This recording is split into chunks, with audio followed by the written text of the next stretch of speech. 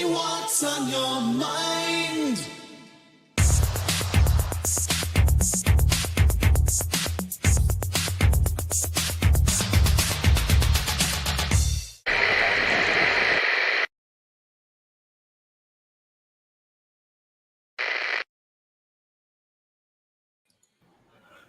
Hey there. Hold on. There's the man. I got the link to these guys late, so that's on me. Let me get the Velociraptor in. Oh, Aaron, you're muted, dude. Oh, you'll figure it out. You'll figure it out. Did he purchase right. a new coon hat? You know, is he going for the Davy Crockett look, or? I don't know. I don't know. You guys hear me now? Yeah, we can hear you now. We can hear you now. It keeps What switching world's my that? audio. Is that a cat? Oh yeah. Or wolfsbane? Oh yeah. That's a werecat. It's a werecat. Oh, okay. Oh, Looks so it's like it's like his girlfriend, you know? Oh, There's okay. a boy. Oh. Well, your boyfriend? I mean, hey, you know, we're not My gonna judge son. Say hello, Loki. Oh, Loki. Oh, that's a good name Yes. for a cat. That's Yeah, a I call very him good name Loki for a because cat. he's a huge asshole. Oh, well, yeah, that'll work. That'll work. We got Dave Brink over there hanging out, so I'm sure he knows a little bit about artists and writers getting together. Since he's Oh got my his goodness, artists and writers. yeah. It's like cats and dogs, but they gotta live together, you know. Okay, Oh, Bill. what's that? I said, Bill okay, Murray? Bill. Yeah. Yeah. Dogs and cats living or sleeping together, mass hysteria. Yep, I got it. I got you. Anyway, but yeah. So we're talking about that today. The other day, Aaron's like, "Here's an idea for a stream," and I was like, "All right, that sounds like a good one." I love it when people come with me for ideas and they're good ones. Buddy and Michael Odin are usually really good at that. Hold on a second. Genuine says, I had a cat named Loki also. He was a coward, but a sweetheart. I feel that. Yeah. Anyway, dang, that is a shelf full of manga back here. Goodness gracious. Look at that. No. Those are just random Christian books. Christian books. Oh, okay. Yeah, I actually did a count on them like a few months ago. Yeah, my mom collects a lot of them. Oh, okay. Well, they're your mom's, so okay. Yeah, I mean, I read some of them, some of mine. Oh, okay.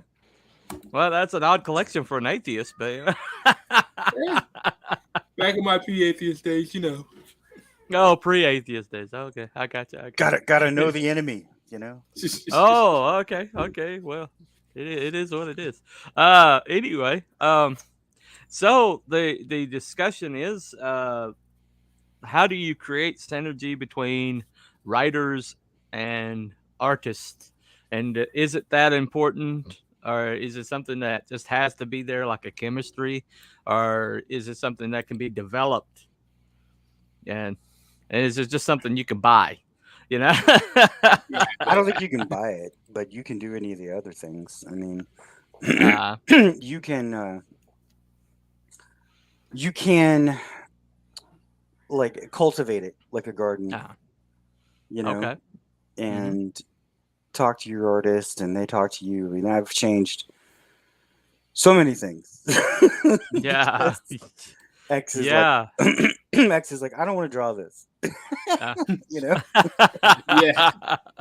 I'm not feeling this, man. And I'm like, okay. Let's see what we can do.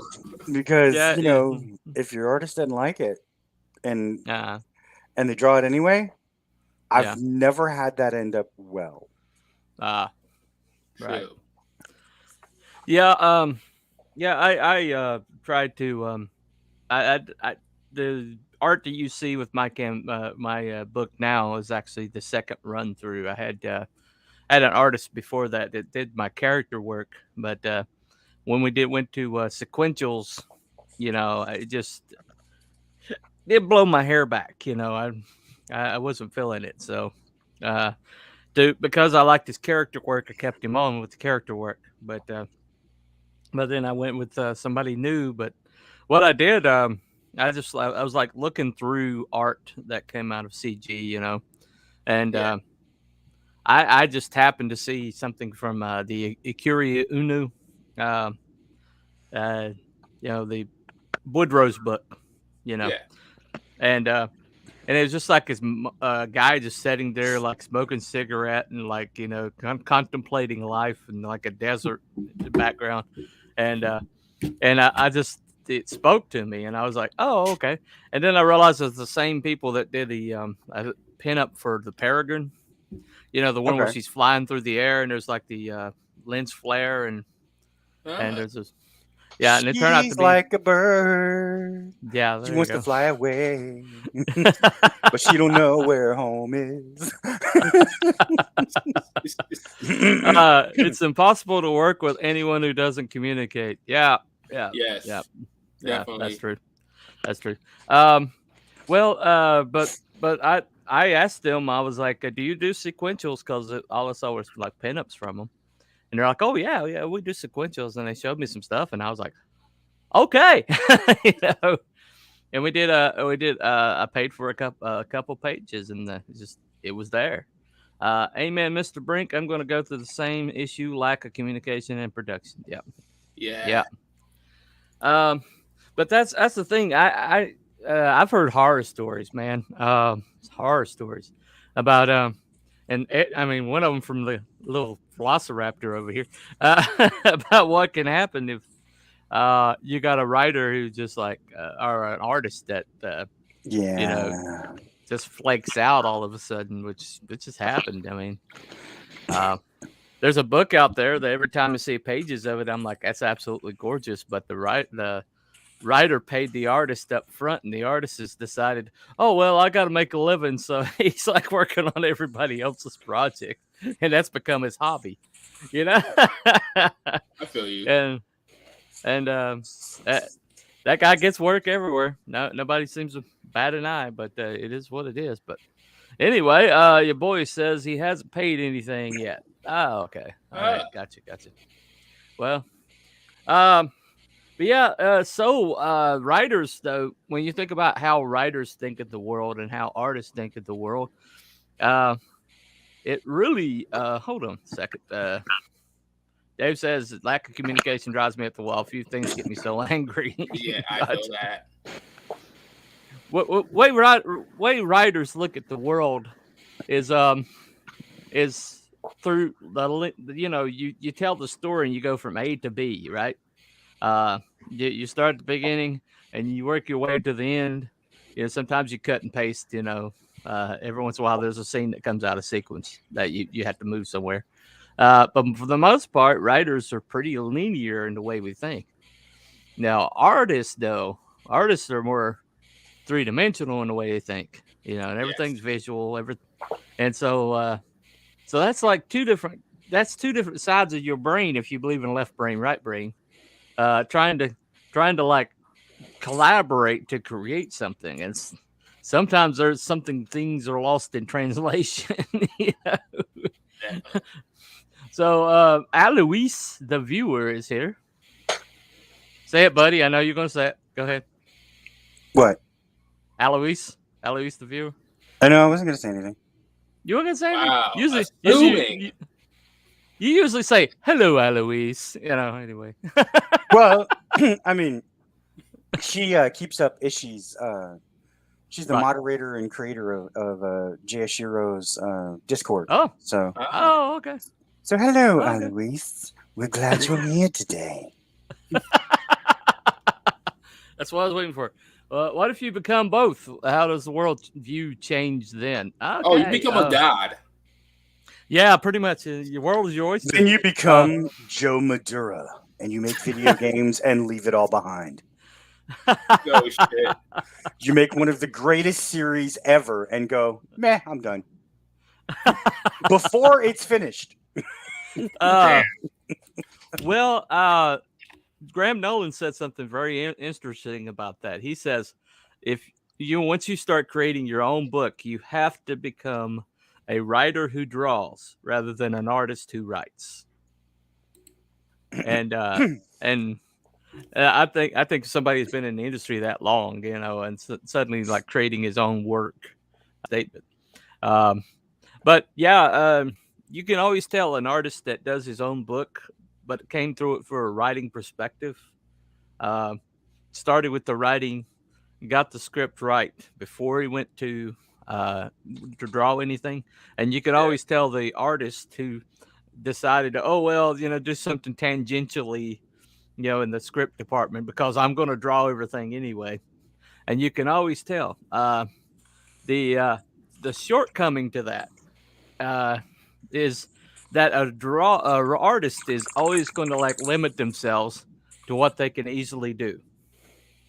Or they're always going to like default to what's easier for them to draw. And so artists working with a writer usually puts out more jaw-dropping work than an artist that is doing it all themselves. Would you agree with that? I think usually, yeah. I have no idea. You have to be a special person to like really push yourself. To just, I don't know if it's for the reason you said, I will agree that that's what happens. Mm-hmm. Okay. Yeah. Well, I mean, you see Frank Miller. I mean, Frank Miller draws his own books, but when he's drawing his own books, you see you see like repeated images or repeated frames or frames where it's something they could just put out in his sleep, because evidently that day, while he was drawing this book, he just decided, oh, okay, well, I'm just going to take this panel off or something. I'm gonna have Batman. What? The Dark Knight Returns is what I was talking about. Oh yeah, I was gonna say. I'm just gonna have Batman jump off a building and do a cool pose again. Right, exactly. YOLO! What is that? Is that a seagull? Well, he also, if you watch it, he did like this thing where there was a lot of like talking heads to move the plot along, and I think that might have been like, I'm tired, I don't move this plot along. Let's just do a newscaster, yeah, there you go. But when you see a writer at the top of their game with an artist at the top of their game, look at the difference between Batman Year One with Azzarello. I think it's Brian Azzarello. Or is it Mazzucchelli? I can't remember. Some Italian guy. But anyway. It's Pavarotti. Anyway. But when you look at that book, you see like some really incredible, sequentials in there. And it just has more vibrancy to me than Dark Knight Returns. I mean, the story is there because Frank Miller wrote it, but I've always liked him better as a writer working with an artist than him as the writer-artist. But that's just me. I could be alone in that. But I mean, Dark Knight Returns changed the game, so what do I know, right? Didn't Frank Miller draw Daredevil or write Daredevil? Yeah, Born Again arc. Yeah, he drew and wrote Daredevil for a while. So it's, I don't know if he wrote Daredevil that whole entire run. I know that he drew and wrote some of it. Yeah, it's a very acclaimed run. It's kind of, I don't know, like it's weird how those guys sometimes just knock it out of the park, and then like Bendis was so great because he came from novels, and then he did like a Daredevil series, and that first time was amazing. I mean, it was good, right. And then it just went to crap. Yeah, he had a lot of promise, and then just like just straight into crapper. Frank Miller defined Kingpin as we know him today. Yep. Yeah, he sure did. Was that? Did he also kill Elektra in that run? Was that? I think it was him that had Bullseye do the, Good choice. Anyway, what's that? I said good choice. I wish she stayed dead. Yeah. She's a nothing character. I don't know the appeal, but that's just me. But anyway, but thing about it is though is at the end of the day that as a writer, looking for an artist, what are some things that you should look for? You want to take this one, buddy? Yeah, go ahead. Let's see. Well, I'm not as good as a lot of other people at looking at artists. So I have to ask artists to help me, like friends who are artists, to help me look at other artists and stuff like that. But Okay. what I am good at is people. Mm-hmm. And I think you do have to have a person that you get along with and that you can communicate with, like everybody was saying. It's really important because what you get on the page is not yours, it's not theirs. It's kind of a translation of what is in your head. Yeah. They are the translator, because it is, as much as writers want to say it, we wish it wasn't sometimes, it is an artistic medium first, because that's the first thing they see is a picture, Right. And until they read the words and actually digest them, they don't matter. Yeah. So, yes, the picture is from the writer's imagination, but it's still, that's what they see first is that picture. They're like, whoa, that's cool, or that's whatever, right? Right. And so I think the first thing that you have to have is an understanding and a sort of a rapport between the two of you of what the book is supposed to be about. Yeah. Yes. Like if they don't agree on your message, then they will inadvertently not really put their message forth, but just kind of forget what they're saying. Yeah. Yeah. And you can see books that do that. Yeah. Yeah, you do. Yeah. Well, I mean, that's an interesting thing, when you're looking for artists, shopping for artists. There's always, I mean, there's such a glut of people out there, and surprisingly, Malin made this point the other day, which shocked me, which is I thought might be just a tad hypocritical, but he made the point that there's a difference between pinup artists and sequential artists, and that we have a ton of pinup artists out there, but we don't have the sequential guys that are willing to put into work. And he might have a point there. I mean, when you see all of the people that are just cover artists alone in Marvel and DC, and they spend the rest of their days picking fights on Twitter, I mean, but you don't really see a lot of sequential guys picking fights on Twitter unless they're between books, I feel that. But like for me, when I can only speak from experience. Mm-hmm. Whenever I'm looking for an artist, and I think this is like before the stage where you actually get to know them as a person while you're working on the book. Yeah. You have to know exactly what your book is, along the lines of what Buddy was saying. You yourself have to know what the book is supposed to be in your mind. That way, you can scout for things that are similar. Like, let's say you're doing a fantasy story with like magical creatures. You have to get an artist that knows how to come up with fantastic design, and it has to have this is Buddy panting? You hit a nerve. You hit a nerve with Buddy. I'm sorry, Buddy. Oh no, I think you hear the dogs, but yeah, no, I had problems with that, definitely. Yeah, okay. That was not fun. Mm-mm. I did have I had an artist who was unable to keep up with the work that I was giving him as far as like mystical creatures, and my book is everything. I mean, there's technology, science fiction, temporal anomalies, quantum physics. There's a lot of fantasy, a lot of different demographics in fantasy. There's Chinese mythology, Japanese mythology, Celtic mythology, Norwegian mythology, Native American mythology. So you got to be able to draw all that if you want to stick with me. And I asked this guy several times. I'm like, hey, can you do all of this? Can you do anything I tell you? He's like, yeah. And then, you know, the first creature that, you know, he couldn't copy from a mannequin list, he couldn't do. Yeah. The Cerebus shouldn't look like a run-of-the-mill Doberman, right? Yeah. My artist, I do like a thorough fucking check at the fucking everything that they've done. And if you can't do like most of the shit I asked for, I'm like, nah, I'm gonna probably have to move on. And yes, I do have werewolves. He does have werewolves. I have 2 types of werewolves, actually. You never showed me them? Terrible.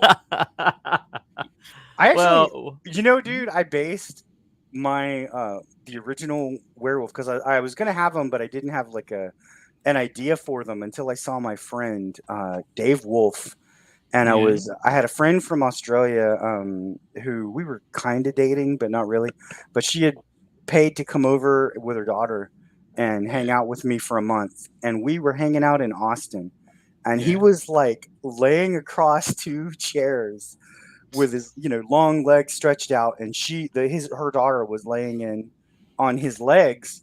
And he had his arms around a guitar, an acoustic guitar, playing like a Barbie song. He found the Barbie song from some movie, like the music, and was playing it for her, and she was so freaking happy. And I saw his arms; he had these like wicked tattoo sleeves, you know, all the way from his shoulder down to his wrists. And I just came up with the idea on the spot. I'm like, what if like those tattoos were created to hide these hideous scars, and what would those scars be? I'm like, okay, well, what if the scars were like, if he was, because his name's Dave Wolf, you know? So I'm like, what if he was a werewolf who was marked with silver, like rune inscribed with silver, but they screwed up on the rune because they didn't really know about them. You know, the humans they were trying to recreate something they didn't know about. So they create, you know, this really deep inscription where they're trying to take away the power for them to change at all, and they miss the last part of it. So they do stop them from changing, but they don't stop their hunger. So every night when the moon comes out, they sit there and stare at it like a slavering dog. And it makes them mad and crazy because it's like being hungry and never being able to satiate yourself. So the marked werewolves kind of go mad, but then the silver sort of like works its way into their blood and their bones, and they actually become the greatest night hunters. They can kill any of the night creatures because their blood is poison to them. Wow. Okay. We do that werewolf pinup. Oh, well, I tell you what, buddy takes you down these rabbit holes, doesn't he? Say your boy says from now on my screening process more strict than the CIA. Genuine said, I never hire an artist based on pinups alone. I made that mistake too. And then General Piggy says werewolves are core part of CG. They definitely appeared to be. So you have to make sure that person that you pick is somebody that is capable of the work. Is definitely a very, very good piece of advice. But I think also you also have to like. I mean, sometimes you take a shot in the dark and you hit something. You know, like I think Clint Stoker found the guy that he got for Fatal. Like a guy was like drawing advertisements or something like that. Charlie Snogans. You know, we're talking about a guy that is ambidextrous and can draw the. That dude should be so much bigger than he is. He should be. He should be. I mean, I know he's doing a thing for Fraga, for the Black Flag comic. Oh, because Perdomo told me, but it's not like, apparently that's not as widespread as I thought it was, so I can't just like go blabbing about it everywhere. But right. You know, I know that he's doing a thing, and it's really cool. I've seen it; it's really good. Yeah. But Snogans is, I mean, he can draw anything. He drew. He drew on Fox News. Did you see that he drew like Santa's sleigh with like Santa with both hands, hands doing it, and like a deer or something. Right. And he do it. Yeah, ambidextrous. He's like, I was like, holy God! Yeah. Why is I remember it because I was like, why does this not have 1 million views? You know? Right. Like this is the most talented, interesting, skillful thing I've ever seen. Oh, that's incredible. Who looks at that? I mean, he did it so fast it looked like a computer did it. Well, the only person I've ever seen do that is Chip Foose. I saw him draw. He asked this kid, he's this Make-A-Wish kid. He put the tablet on or the pad on the guy's lap, and he says, "What's your favorite kind of car?" And he told him, Mustang, And so he's like, "What color do you like?" And he told him the color. And I watched him draw it upside down to him, but draw it right side up for that kid, and then color it on while it was on the kid's lap. So did you see the tweet Fraga put out yesterday? He bought a new program. It's a 3D art program. And he's trying to learn how to use it. Yeah, and he drew just a dude, like a scribbly dude flying. Looked like he was jumping or flying, either one. And he was like, look, he's like, this took me all day. He's like, but look what you can do with this. And he like went all the way around it and he was like moving it. He's like, look, there's motion. He's like, I bet you could do animation. He's like, I don't know what this can do, but I bet it's going to change everything. And then, that's like that one program they have in Clip Studio Paint. That's pretty awesome. Oh, yeah. No, it's Blender. It's Blender. Blender, yeah. Our friend Shadowpunk, who's a new member of the CG or GC Genesis crew, he's got like a trailer that he's worked on for 4 years crafting that thing, and it's actually there's an animated movie, but the trailer is just jaw dropping. But the animated movies, he showed me a scene from it, and it's just like the hair is moving and everything. It's incredible. But he worked on it for 4 years, right? But when he drops that, it's going to be astonishing. But the thing that brought that to my mind, though, is he was saying that he realized that he was the only one that could draw his own project. For what he had in his head, he was the only one that could translate it out to the paper. And so he had to learn how to write. So to get his project down, he had to learn how to write. Same as Joe Catapano. Joe Catapano started out saying, okay, I want to do my project, but I want to be the one to control the script. So he taught himself how to write good enough to do the script, did the editing and things like that. But I haven't read it, but I think people have gotten that book already, right? Star Circuit. Oh yeah, I do. And everybody that I've heard has said that it's good. So yeah, well, that's quite an achievement. Yeah, but he's a hard worker, man.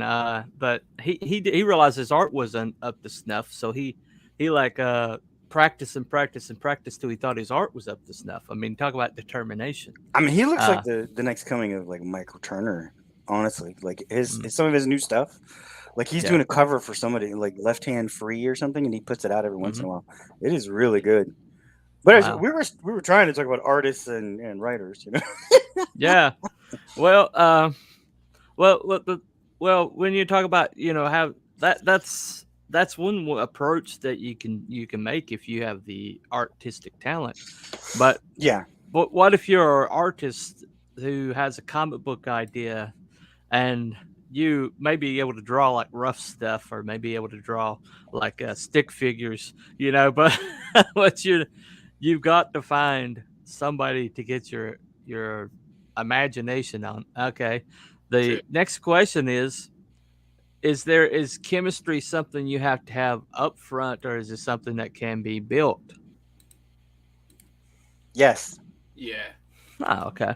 I agree. I mean, like both. So. Right. Crowfire Studios says, "Hell chat and Telepathic Bunny. First time watching the stream. Hey man, welcome in. Yeah, welcome I mean, to the fluffiest chat in all of YouTube. There you go. I think if you are like if you're a friendly person, I mean, social communication goes a long way. Yeah. And if you are a friendly person, you can, cultivate any kind of relationship. But especially in business, though, I mean, you have to be a little bit different. You got to be able to set boundaries, Right. and you've got to be able to say, okay, well, I don't like what you're doing. I don't want, like if you're dealing with a graphic designer and they give Yeah. you, you're wanting a logo and they give you a font. You're like, look, that's just a font. Right. Like Right. I could get that for $50. Yeah. Yeah. Give me, you get if you can't give me that, give me my money back. Let me go somewhere else. True. And it's the same kind of thing to an artist with a company. You get okay, look, dude, like, or look, lady, whatever. I'm, like I understand, we're friends and everything, and I'm friendly with you. You're a cool person. I like you. That's great. But you still have to draw what I want you to draw. Right. Yeah. Yeah, there has to be a little bit of a separation there. You have to be able to, to tell them, And I will say this as a caveat. Hold on, Crowfire says, creating comics like being in a band. You need to be friends and you need to be able to work together. Tough to balance. Yeah, it is. Best working relationships include mutual respect, shared passion for project, and lack of ego. Lack of ego.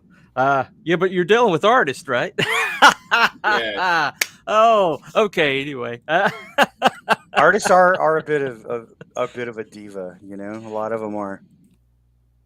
yeah. Well, I mean, I am lucky. I am so lucky to have Barbusco, Ed, and Mika. I mean, they are so down to earth, and as a matter of fact, uh, corporal punishment is the only way to deal with artists. I'm not. I don't think that's legal, Crowfire. I'm pretty sure that there's like laws that prevent that, unless you're Chinese. But anyway, I mean, yeah. Anyway, but I think a communist get around that. I'm just saying. Anyway, they're not big on personal rights. So, but the thing that you have to realize is that they are your employee, right? Yeah. And but at the same time, you have to be a good boss. true. I had an incident that where I had we went back. Ed, my artist says, "Okay, you're missing a page out of the sequence here." And he went back and he showed me like a run, all my pages laid out, and he made his case, and it was a good case. So I had to go back and write a page, and so we had to fit that page in with the earlier stuff, and it was a good page. It was a good idea, and I really am glad I did that. But I kind of wrote it on the fly, and I sent it to him, and he finally got around to it, and when I got the page, that wasn't what was in my head, and so I complained about it with him. I was kind of like a little mean to him about it. I don't know if I was cranky that day, I hadn't eaten or what, or I'm just a natural asshole. But I wasn't. I did not. I would. I was. I kind of like showed my ass. And I was like, "This is not what I asked for." And he's like, "Yes, it is." And I went back and I read my script, and I was the one that didn't put down what I wanted. I feel that, man. I know how that is. And so I had to come crawling back to him, and I'm like, "Okay, this is what I should have wrote down," And he gave me he gave me exactly what I wanted the next time, and but I still that's a lesson that I believe I want to keep learning, that to make sure that my ego doesn't get in there. Yeah. Anyway, the East is red. Okay. I think he means communism. Ego isn't all that bad as long as it can be put aside in favor of the project. Right. I feel that. So General Piggy and Crowfire saying bow to each other. Evidently they're cracked Yeah. back. You know what? I love Go ahead. artists that are able to give you like they're so inspired by the like let's say the genre the project itself. They give you feedback and they give you suggestions on how you can make the work better. Because I admit, me as a writer, sometimes I don't really have like sometimes I don't have like the best view of how a story should work in a comic. So my boy Thomas, he saw a page like, hey, this is really good, but I'm gonna fix a page because it's missing like some pacing. And I just got the page back today. I looked at my script. He was totally fucking right. It came out great. Yeah. Hey Joe, welcome in, Hojo. What's up, fellas? So I am perfect, and Z should put exactly what I say. No, he shouldn't at all. He very often changes. I don't even give him camera angles or any of that because I did at first. Yeah. And then he would like if you give Xevious lines, I think it pisses him off, you know, in a way. So he he goes outside of them to spite you. So it's honestly better to be like, I just need this to be a cool page with a chick and a butterfly, and he's like, I got you. Yeah. Because when I first met him, he was like, "Buddy, just gives me one or two sentences, and I create the image." I'm like, "Really? What?" Well, yeah, we've learned to do that because I used to give him like 2-page scripts for a page, and he's like, no. Oh, like the Alan Moore treatment. Right. And then it was like a page script, and it's like okay, but he's like, but then we kind of went away from panels, and it was like okay, and then we did some sequentials together, and it was like and then we got a little bit better at it during Sway, and then we came back to it, and we're like and then I just started giving him like 3 sentences. I just like I write, the feeling of it. Like I will say, I want 2 pages of Luke and Yoda, but it's ice instead of a swamp. And he's like, right. Well, that is when you got an artist like on the level of Xevious who is like a rare talent.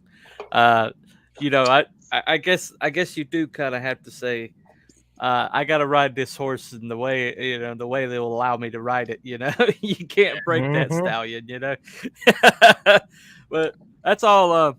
You just gotta hold on, man. Just gotta hold on. Just gotta hold on. But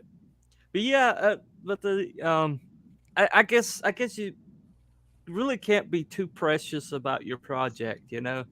You really have to make a lot of compromises, more compromises than I ever thought I would. When I was in script, everybody that read my script says, this is perfect, just don't change a thing, this is perfect. Had it read and edited by multiple people, and they all said the same thing: this is a brilliant script, just keep it like it is. But then as I was writing, I was like setting out the panels and starting to think along the lines of a comic book. I realized that I knew English, but I was going to have to learn Spanish. I was going to have to go from a really complicated, varied, with a lot of possibilities to a language that's very limited in lexicon. And there's only so much you can. The visual has to take your ideas and put legs on it visually. And so there's 3-dimensionals there. And and novel and comic writing is apples and oranges. Yeah. Apples and coconuts. Apples and coconuts. Okay. Now screenwriting in comics is easier to adapt, but I honestly I never realized that there's that big of a challenge. But then you have to figure out how to communicate to the artists in their language, and their language is visual. Their language is 3-dimensional, and I'm gonna be honest with you. That gives me the biggest headaches of anything. Just trying to take the script and put it in a form, a format, a language that the visual language that an artist needs to actually accomplish what I want him to accomplish. Exactly. Yeah. And So see, that's How do you get the story you want if you only write a few sentences per page? You write the correct sentences. yeah. Uh, Right. That's a You that's a learn very to be good a point. writer. I mean, seriously, Yeah. like I if I need okay, so I've got an upcoming part, like I said, where it was okay. I could write all the stuff where I want it to be like it's like he's teaching a young Padawan how to do this and how to that, or and they're going to be crossing over this crevasse and doing this and blah blah blah. Or I can say, all right, it's like you know Luke and Yoda, and he understands Star Wars, yeah, in the swamps, but it's in an Arctic hell, and he's teaching her about her mom because he was the supposed to be with the family for all time, and he goes and he's like, oh, I got that. And since he knows the whole context of the story before that and after it, I don't really need to tell him anything else. nice. Right. Right. Um, but at the same time, you know, I was doing I went back and looked at a previous stream where I was talking to someone about. They asked me because I made the statement that writing is more about what you leave out than what you actually put in. Mm. Good writing is more about what you leave out than what you put in. And they wanted an example, and the more and I gave them an example like of the a William Tell story, shooting the apple off his son's head with a crossbow and that. And I started out with like florid language, talking about the creak of the crossbow, the sweat in his eye, the redness of the apple, all this ancillary details, right? But then I went back and I said, okay, this is good writing. And I talked about his emotions in the moment. I talked about the bolt and aimed at his son's head. I talked about how it sounded when it went through the air and hit the apple. And then I had this moment where it's like something wet hits the ground and his son's eyes are still staring at him, but then they blink and he cries and his father joins him, you know. And and it's like the difference between, you know, it's like artist language. That first thing was pretty much artist language, but the second thing is is good writing. And somehow you've got to change that into good comic book writing and get the same effect. Don't give them all this ancillary detail. Don't let them get swimming in the art aspect of it. If you got a story to tell, keep it tight. You know, the best comic books are the ones that are like, you shoot the arrow from the beginning and it ends and it hits the target at the end. Uh, and I see so many books in CG and in indie comics and in mainstream to where there's a lot of detail, but not enough story. You know, Yeah, this is not an art book; it's a comic book. So you have to find that balance between letting them, strut, show their stuff, and keep your story on the rail and keep it tight and keep it moving, Well, in the right direction. I told X that we have the EPAP principle now, which is every page of print. If there's Uh-huh. not something that we can't isolate and print on the page, we're doing it wrong. Right. oh, Right. okay. uh, j- yeah. The thing is yeah, it's apples and oranges, but you got to make fruit salad out of that bitch. You know. What is You it, gotta- EPAC? I came here for your produce alone. exactly. uh, so is is there a way to like manufacture uh that sort of chemistry if it's not there at the first, or is that a failing? Does it have to have some kind of chemistry at the first, or can you create it as you go? Does that have to be there? Is that a prerequisite for working with this artist? Does there have to be some kind of chemistry? It depends on what kind of chemistry you're talking about. If you're talking about like personality wise, yeah. But you wouldn't know that until later. But if you're talking about like vision wise, then yeah, I think that would have to be there. You guys have to be on the same page before you even decide that you're gonna go through with this. But that's just my opinion. Right. Anybody have a different opinion than that? Yep. All right, moving on. Well, I mean, like I told you before, that you have to. There has to be an initial chemistry of some kind. I always call everything the 3 C's when it comes to these kinds of things, and it's chemistry, communication, and compromise. And chemistry is the onset energy that you have between one another. You have to at least have enough energy to be able to contact and just to have a rapport and basic level of understanding. Then you have the communication, which the communication is more a reliance of, okay, this is what we're missing. This is what I'm missing. This is what you're missing. And there's a gap. And then you have the compromise. How are you going to compromise between the two of you to fill that gap? Right. And that is all communication in the world. Yeah. Communication. Right. Crüe Fire says emotion's hard to capture in art. You can write 500 to 100 words without a character's feelings, but ultimately they'll just look kind of sad or grumpy or happy when drawn. Yep. And Hell Chat. Okay. Hey Matt Fowler. Not going to give you the link, man. Not today. Anyway, just a joke. That's a joke. So okay. But yeah, that's a very good point, though. It's a very good point. Is how much do you allow the artist into your vision before it becomes intrusive and before you have to like reel it in? I mean, I think you have to give it up because you're not gonna get everything the artist has unless you just give it up. It's like, what was it? The book Saga. I can't remember the writer or the artist, but I remember reading about their relationship, and one of the things that he said was, "Is that Bill and Willingham? Is that Willingham?" Might be, yeah. And I can't remember. He talked to the artist, and he said, "What do you like to draw?" And she's like, "Well, I like to draw living things."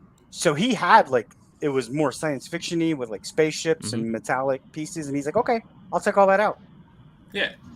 He removed all of it. He said, "Okay, it's all living now." He's like, "So it's going to be living and organic." And that's why the spaceship at the beginning, it's a living thing. Like they have to talk to it and make promises to it, or they have to tell it a secret before it'll move to give it energy. The whole reason that was developed is because she didn't want to draw spaceships. Well, and it made it unique, didn't it? Made it unique. Genuine says the artist should have as much freedom to be creative as possible. Yep. Yeah, especially if he's drawing your booty that tight, like 10, perfect 10. But anyway, yeah. That was a lot of creative freedom. That's a lot of creative freedom. How should I make her ass? I don't know. That makes me think of the She-Hulk commercial. The new She-Hulk ad where the lady's all like, "That ass is out of this world." And then she was bending over like. Right. I just it's so sad to see that woman who is a tremendous actress. Orphan Black was a great series. Oh, it was. Yeah. To see her resort, brought down to. Well, that's CW level. That's a woman's base emotions all the time. It's sad because this is my first time seeing this actress, so now I have to go and look back at her work. Yeah. But, Orphan Black. You know what? Yeah, this is what I say, guys. Yeah. If you don't like it, make something. Right. Yeah. Right. Yep. Yeah. If you don't it, just don't support it. Yeah, I mean, at this point, I buy Lou Ferrigno as Hulk before I do her now, as She-Hulk. Oh, yeah. I mean, it looks terrible. Like the special effects is terrible. I'm sure the CGI is going to be fixed. Yeah. I didn't like the dialogue. Yeah. Nah. Oh no. The dialogue and just the character, the way they were like, the immediate disdain. And I get, hey, we can go into like this artist or I don't know, like I guess this would be more like what the fans would probably want, the fans of Old Time She-Hulk versus Nah. the new fans or what Marvel wants is very different. Yeah, I don't think there are any new fans. No. Because I just don't see. Like I didn't like. I know a lot. I knew people that did like the She-Hulk attorney series. It was never my thing. Yeah, Dojo Kun's real fond of it, I think. Oh, that like just being a lawyer. Yeah. Nah. I'm more of the John Byrne fan. I mean, that's interesting with on concept. You could have do like, you could have some action stuff like, let's say like a defendant gets all wily and she has to put him down and beat him up. They get him to calm down. Yeah. I don't know. I don't know where they're going with that. I noped out after first minute of watching that trailer. Anyway. Oh man, I was a big John Byrne fan of the old Sensational She-Hulk. Like, the one, she was Deadpool before Deadpool was a thing. Like, she broke the fourth wall. She would talk to the. She talked to the audience. She was beautiful. I mean, it was awesome. it was awesome. And this is what they're trying to do, and it's a poor rendition. Yeah, I mean, I don't know, like. I don't like the comedy. I don't like it just makes it all makes me cringe. But again, like I'm just like, okay, I'm just not gonna watch it. Like thank you. I appreciate the preview. I know this is probably not for me. I don't want to be aggravated every time I see it, so I'm just gonna find something else to do. Yeah, I am one of the biggest Moon Knight fans. I'm sorry. Moon Knight is my buddy. I mean, he's my man, and I have not watched that series, and I will never watch that series. Oh, the meme of Vito Corleone saying, "Look what they did to my boy." Look what they did to my boy. That is what they did to Moon Knight, dude. Yeah, I as soon as I saw Oscar Isaac was playing him, I'm like, that's not the guy. That's not the guy. I mean, he's a good actor. It's just he's wrong for this. They keep trying to make him happen. They stick him in everything, and he's just not going to happen. He's just not. Anyway, they ripped off the title from Phoenix Wright 1. Attorney at Law. Yeah. Oh, okay. I think that I don't know. Well, keep talking. I don't know, because I know she had I think that was the name of the series of her series. Yeah. And she was banging the Juggernaut. See, that's the one thing I wish I'm glad they kept that part of her character in. Because remember when everyone got the whole hissy fit? Because I remember watching something, and the main reason why they made She-Hulk not want to be like this sex symbol was because this one dude said, "Yo, we created She-Hulk purely to have people look at her ass and shit." Yeah. People were pissed. And there weren't many female characters not created for that. Yeah, like he was writing what he said, but the way that he said it made everything sound worse. Right. Well, they often do. Anyway, it looks like a whatever series. I don't really like everybody else has already covered it. All the talking heads. Yeah. The shock jocks have already talked about it. I like Drinker at least create something. He's got a book series. I don't like the book series, but it's a book series. Right.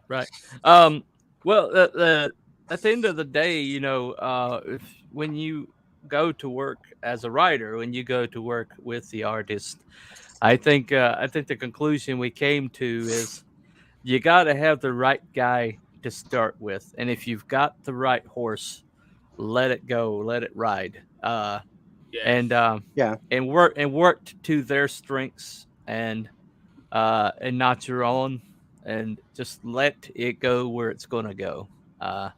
That's a scary proposition. I mean, it's easier when you're a novelist because the vision from the beginning, first page to the last, is yours, and you can control it the whole entire way. But once you get into the artistic medium, the hybrid that is comics, then you essentially you've got to choose the right artist to start with, because that's the end game right there. That can make or break you. That can make or break you, as Buddy will attest. So, Just step on the dinosaur. Just keep stepping on that wound. Roll it around. And... all right. I'm sorry. I hurt his feelings. I'm just playing. I don't care. Anyway. You want another hiatus? We can give you another respect my feelings. Respect my feelings. Anyway. Stop. I know what you're doing. Stop. What? I thought we got over this, buddy. What are you talking about? I'm rising like a phoenix up and out of here, baby. Okay.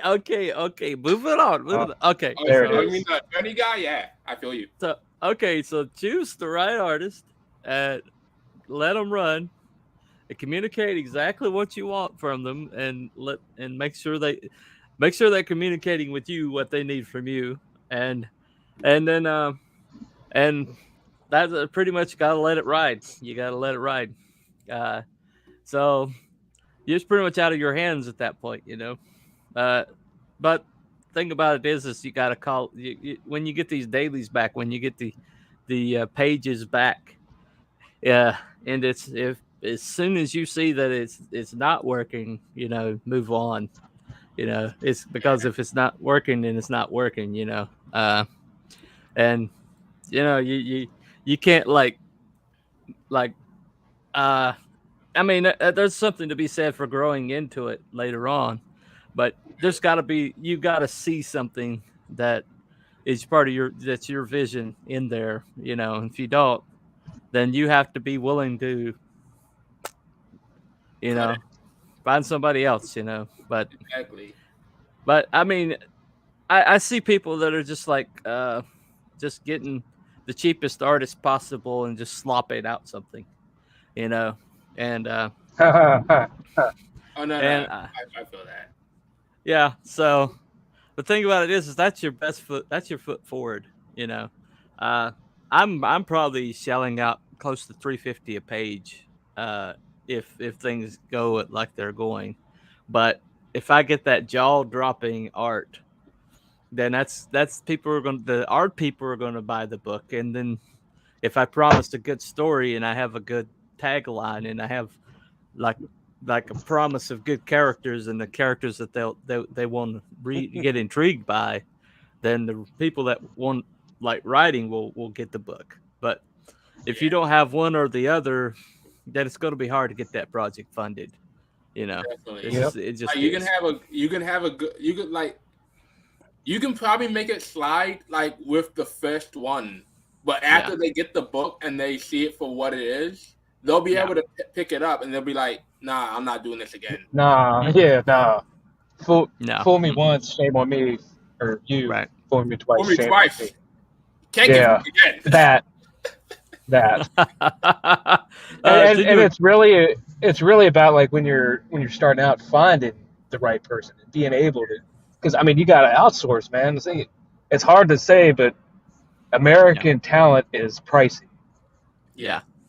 And it is. if you got to outsource, there's plenty of things. DeviantArt, Fiverr. I mean, take it from me. I came into this blind. I Googled how to make a comic book. There it is. You gotta put in the work to find the right person for you, and then ask that person, "Hey, what do you like to draw? This is my project. Here's my sketches. Can you do this?" My guy was like, "I can do monsters. I love monsters. No robots." I'm like, "No robots here. Good." Yeah. Nice.